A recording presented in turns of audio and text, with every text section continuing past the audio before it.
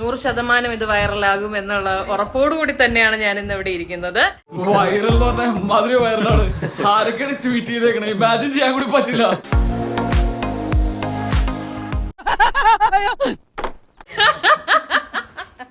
Okay, ഇപ്പൊ okay ഒന്നുമില്ല, കുട്ടിക്ക് ഒന്നുമില്ല. കാരണം ഞങ്ങൾ രണ്ടുപേരും കൂടെ ആണല്ലോ എയർപോർട്ടിൽ പോയത്. അപ്പൊ കഥ പറയുമ്പോ ഞങ്ങൾ രണ്ടുപേരും വേണം. എല്ലാം അറിഞ്ഞിട്ട് തന്നെ കാര്യം.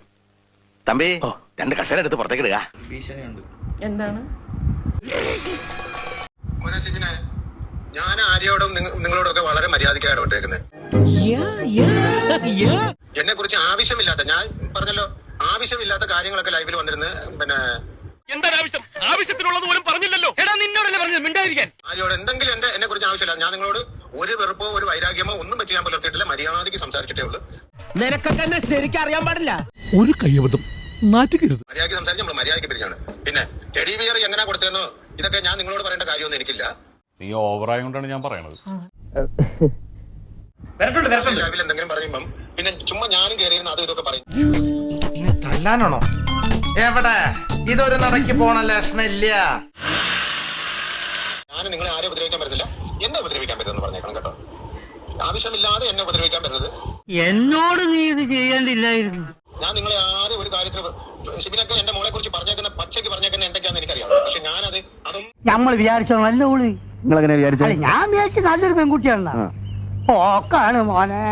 അതന്നത്തെ ചോരത്തിളപ്പിന് അതൊന്നും നിങ്ങളെ കണ്ടിട്ട് അതിനെക്കുറിച്ച് ഒന്നും ഞാൻ നിങ്ങളോട് ആരോടും ഒന്നും ചോദിച്ചില്ല. അത് ഞാൻ മടയനാണു എന്ന് ധരിക്കരുത്. പാച്ചേട്ടാ അവമാനിക്കരുത്. ഞാൻ നല്ലൊരു കുടുംബത്തിൽ പറഞ്ഞവനാണ്. നീ നല്ല കുടുംബത്തിൽ പറഞ്ഞു, ഞാൻ പിന്നെ മറ്റേ കുടുംബത്തിൽ പറഞ്ഞാണല്ലോ. ഞാൻ വിചാരിച്ചിരിക്കുന്നത് എനിക്ക് ആരോടും കയറി വേണ്ടെന്ന് വിചാരിച്ചിട്ടാണ്. നിങ്ങൾ ലൈവിൽ പോവുകയോ എന്തെങ്കിലും പോവുകയോ, ഞാൻ ആര്യ ഉണ്ടായിരുന്നെന്ന് മാത്രമേ ഞാൻ അതിൽ പറഞ്ഞിട്ടുള്ളൂ. വേറെ ഒന്നും ഞാൻ പറഞ്ഞിട്ടില്ല ആര്യെ കുറിച്ചൊന്നും. പരമനാറി പട്ടി കഴിവേറടാ മോൻ. ആവശ്യമില്ലാത്ത ഞാൻ പറയാത്ത കാര്യങ്ങളും അത് ഇതൊക്കെ കയറിയിരുന്ന് പറയരുത്. ഉള്ള കാര്യം ഞാൻ പറയാം. ഓര കണ്ട അറപ്പ് മാറിയവനാ ഞാൻ.